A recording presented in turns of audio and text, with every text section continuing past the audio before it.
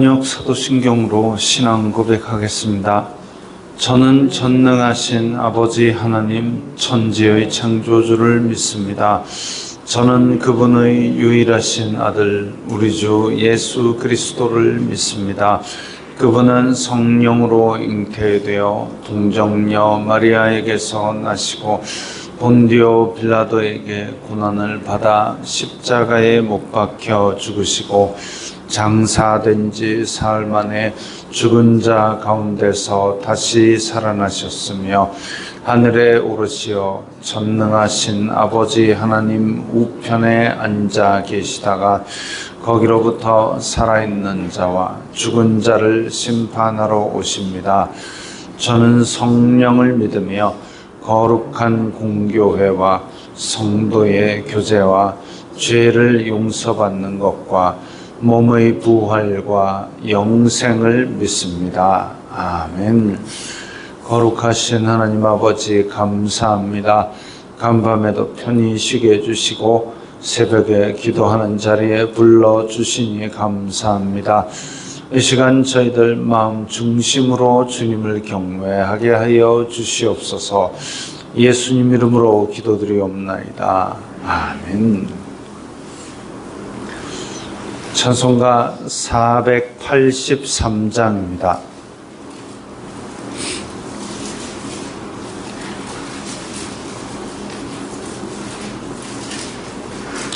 찬송가 483장입니다.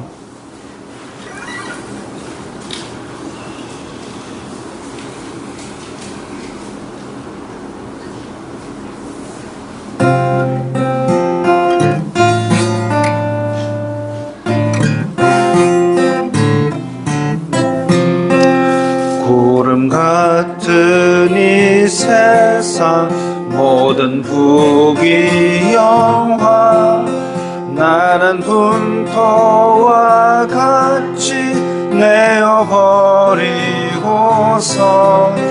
오직 천국의 복을 사모하며 사니 구원받은 내 이름 기억하옵소서. 주가 나의 이름 보좌 앞에 놓인 어린 양 생명책에 기록하옵소서. 주여 보배 피로써 모든 죄 씻으사 나의 부정한 것을 씻어 맑히소서. 있는보다 더히게 죄를 씻었으니 구원받은 내 이름 기록하옵소서. 주가 나의 이름 보좌 앞에 놓인 어린 양 생명책에 기록하옵소서. 죄가 하나도 없고 아무 병도 없는 영화롭고 더 밝은 천국 올라가서 주와 함께 그곳에 길이 살겠으니 이런 소망의 삶은 참된 행복이라. 주가 나의 이름 보좌 앞에 놓인 어린 양 생명책에 기록하옵소서.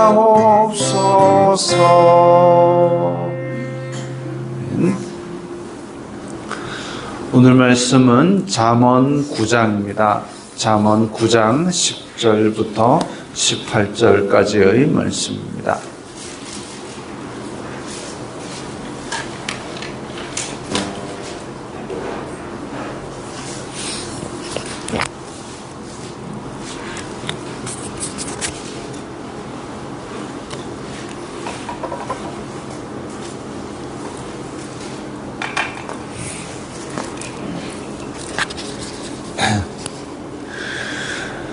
잠언 9장 10절부터 18절까지의 말씀 함께 읽겠습니다. 여호와를 경외하는 것이 지혜의 근본이요 거룩하신 자를 아는 것이 명철이니라. 나 지혜로 말미암아 내 날이 많아질 것이요 내 생명의 해가 내게 더하리라. 내가 만일 지혜로우면 그 지혜가 내게 유익할 것이나 내가 만일 거만하면 너 홀로 해를 당하리라. 미련한 여인이 떠들며 어리석어서 아무것도 알지 못하고 자기 집 문에 앉으며 성읍 높은 곳에 있는 자리에 앉아서 자기 길을 바로 가는 행인들을 불러 이르되 어리석은 자는 이리로 돌이키라. 또 지혜 없는 자에게 이르기를 도둑질한 물이 달고 몰래 먹는 떡이 맛이 있다 하는도다. 오직 그 어리석은 자는 죽은 자들이 거기 있는 것과 그의 객들이 스올 깊은 곳에 있는 것을 알지 못하느니라. 아멘. 여호와를 경외하는 것이 지혜의 근본이요 거룩하신 자를 아는 것이 명철이니라. 많이들 암송하시는 구절입니다. 하나님을 경외하는 것이 지혜의 근본이다. 근본이라는 히브리어 단어는 계시, 시작, 원래의, 처음 뭐 이런 뜻입니다. 지혜의 시작이요, 지혜의 원래요, 지혜의 처음이요. 하나님을 경외하는 것, 그것이 우리가 살아가면서 지혜롭게 행할 수 있는 아주 기본적인 시작이다 이거죠. 완성이 아니라 시작입니다. 하나님을 경외하는 것이 제대로 사는 것의 시작인데, 제대로 사는 것, 지혜로운 것이 어떤 열매로 나타나느냐? 그것은 첫 번째가 죄를 멀리하는 겁니다. 죄를 멀리한다는 것은, 죄라는 것은 하나님과 관계를 깨뜨리는 것이 죄입니다. 하나님과 멀어지는 것이 죄입니다.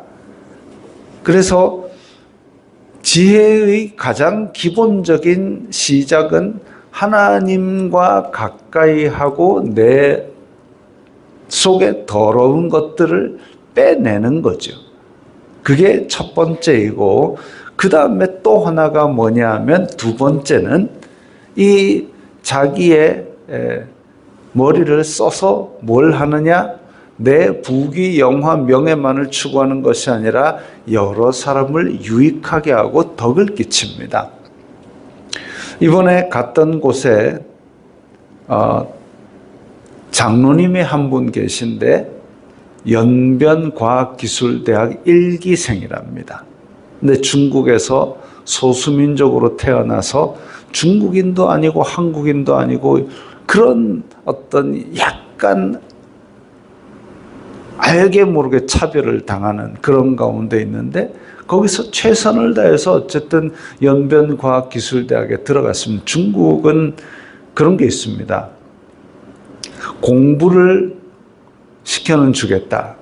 그때 이제 1기 때는 이제 나라에서 공산당이니까 공부를 시켜는 주겠다. 그러나 공부를 못하면 다시 할 생각은 하지 마라. 아주 무서운 거죠. 그러니까 나 공부할게요. 공부 잘할 수 있어요. 라는 사람만 모아서 나라에서 공부를 시켜는 줍니다. 근데 1학년 지나고 너 공부 도저히 안 되겠다 하면 다시 이제 다른 일을 찾아야지 다시 공부로 돌아올 수 없게 되는 거죠. 그걸 뚫고 1기생으로 졸업을 했습니다. 그러면서 드는 생각이 뭐냐? 이 연변이라는 곳이 이제 춥고 척박한 땅에, 그리고 이 미국이나 유럽에서 학위를 했던 이런 과학자들이 뭐하러 이 척박한 땅에 돈도 얼마 못 받는데 여기 와가지고 이 고생을 할까 그 생각이 들더랍니다. 그래가지고 그 교수님들의 가르침을 잘 배우고 하는데 그분들이 굉장히 친절하게 잘 안내를 하고 이끌어줬는데, 야, 이런 분들의 이 가르침이라면 내가 따를 만하다. 근데 그 가르침이 뭐였느냐? 예수 그리스도였다 이거죠. 교수님들 왜 그렇게 편하게 부유하게 살 수 있는 삶을 놔두고 이 먼 데까지 와서 이 고생을 합니까? 예수님이 그렇게 사셨다. 그래서 야, 그 예수님은 나도 따르고 싶습니다 해가지고 예수님을 영접하고 일본에 와서 지금은 거기에서 자립하고, 거기서도 이제 한국인도 아니고 일본인도 아니고 그런 가운데서도 자기의 입지를 굳게 하고 또 여기 일본에 와서 이제 세례를 받고 장로로 장립하기까지 정말 그 긴 간증이 있었겠지만 짧은 시간 들었습니다만은 하여튼 그런 그래서 그분도 자기가 영향을 받았던 그 교수님들처럼 친절하고 내 속에서 예수 그리스도가 나타나서 여러 사람에게 유익을 끼쳐가지고 나로 말미암아 예수 그리스도가 전해지기를 원한다, 이런 생각을 갖고 있었습니다. 지혜라는 건 그런 거지요. 나만 배부르게 잘 살고 명예롭게 되는 것이 아니라 내 속에 있는 죄를 없애서 끄집어내서 자꾸만 정결한 마음으로 하나님과 가까이 지내는 것이 지혜이고, 그리고 여력이 있으면 내 삶에 있는 주변 사람들에게 덕을 끼치고 선한 영향력을 끼치고 유익을 주는 것, 그게 지혜입니다. 나만 유익한 거는 지혜가 아니죠. 자, 그래서 11절에 나 지혜로 말미암아 내 날이 많아질 것이요 내 생명의 해가 내게 더하리라, 잘되고 장수하는 것을 나타냅니다. 내가 만일 지혜로우면 그 지혜가 내게 유익할 것이나 내가 만일 거만하면 너 홀로 해를 당하리라. 진정한 지혜는 나만 유익한 것이 아니라 여러 사람을 유익하게 하는 것인데, 그런 지혜를 빛 바라게 하는 것이 교만입니다.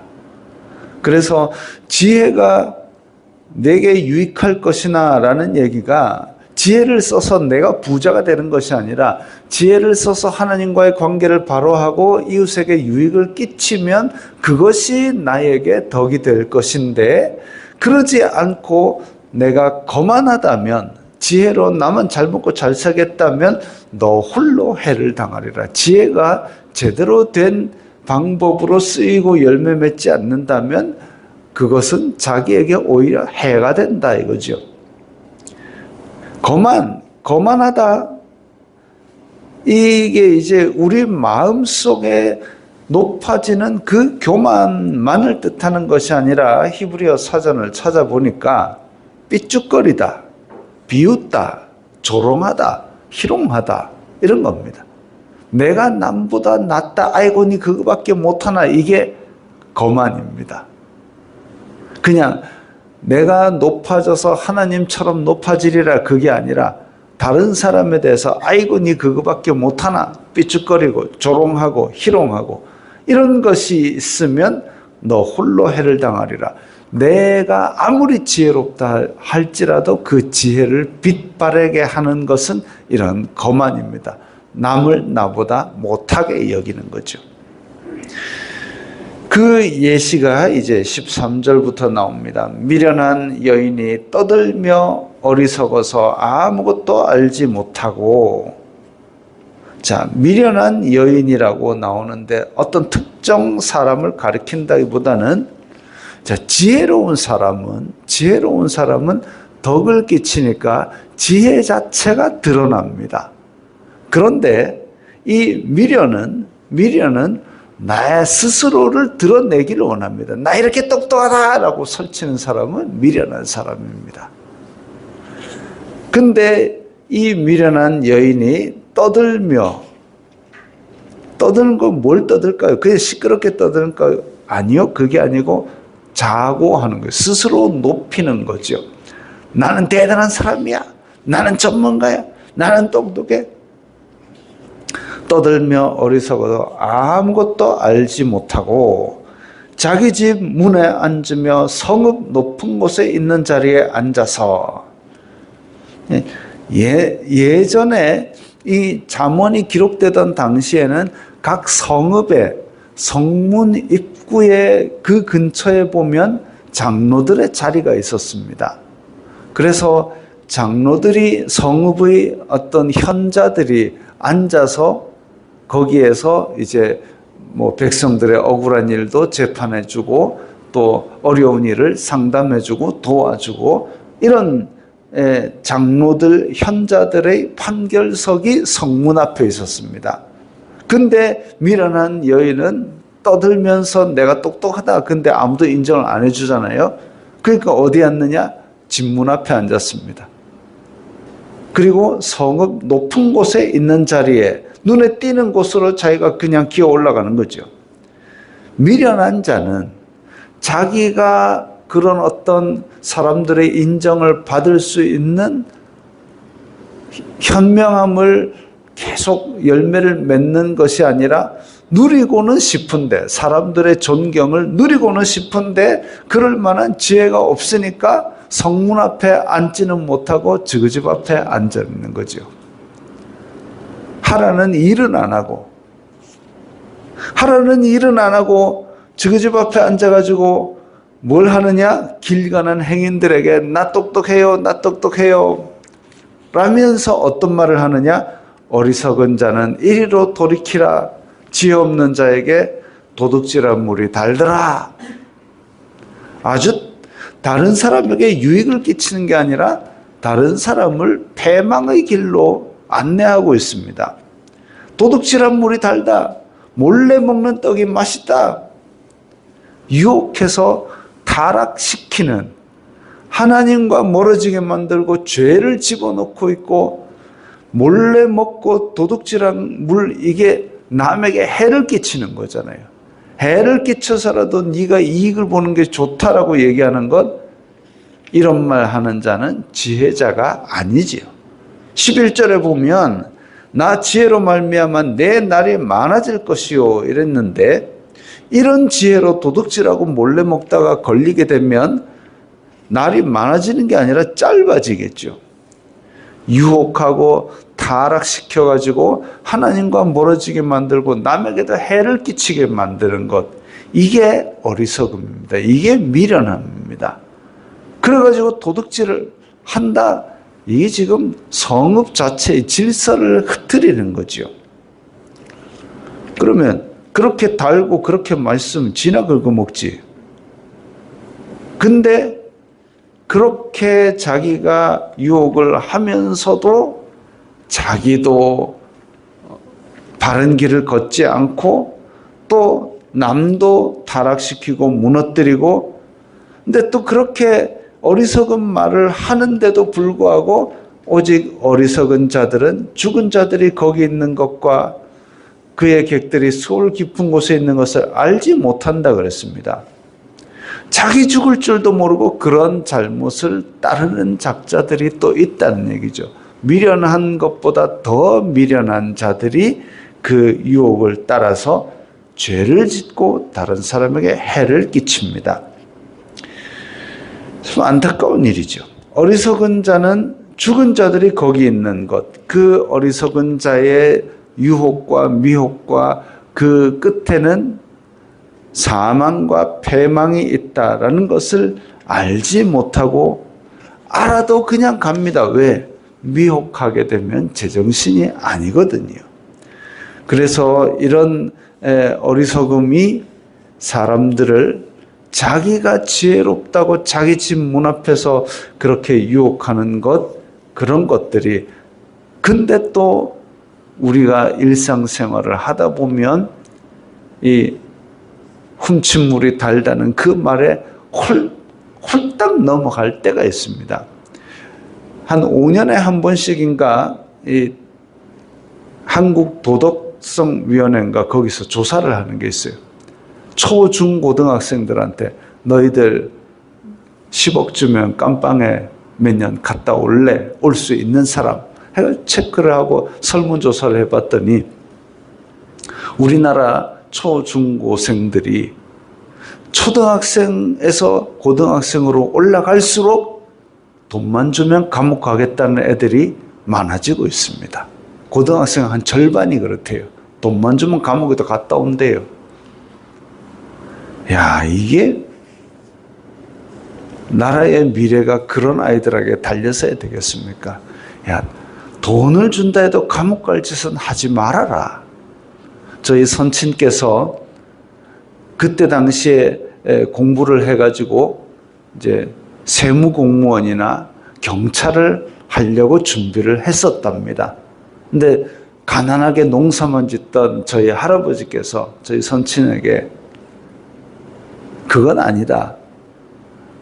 남을 이 세밀하게 들여다보고 헤집어 내는 것이 나는 부자가 된다 해도 그 길은 내 아들이 안 갔으면 좋겠다 라고 해가지고 방향을 꺾었다고 그럽니다.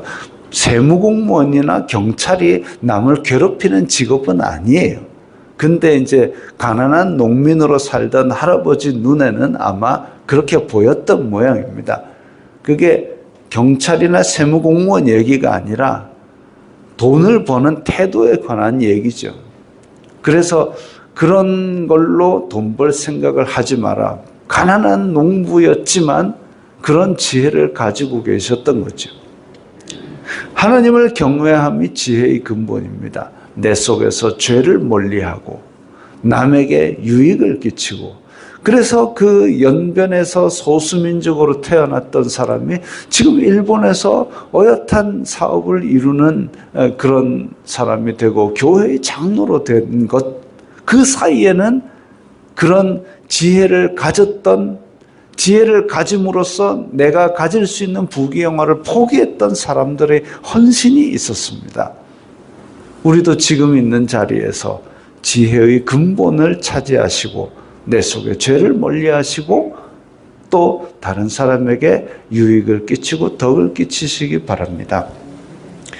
기도하겠습니다. 거룩하신 아버지 하나님, 감사합니다. 하나님을 아는 것이 지혜의 근본이고 그것으로 말미암아 저희들이 죄를 멀리하고 다른 사람에게 유익을 끼치며 또한 거만하지 않도록 저희들의 마음의 파수꾼을 세워 주시옵소서. 예수님 이름으로 기도드리옵나이다. 아멘.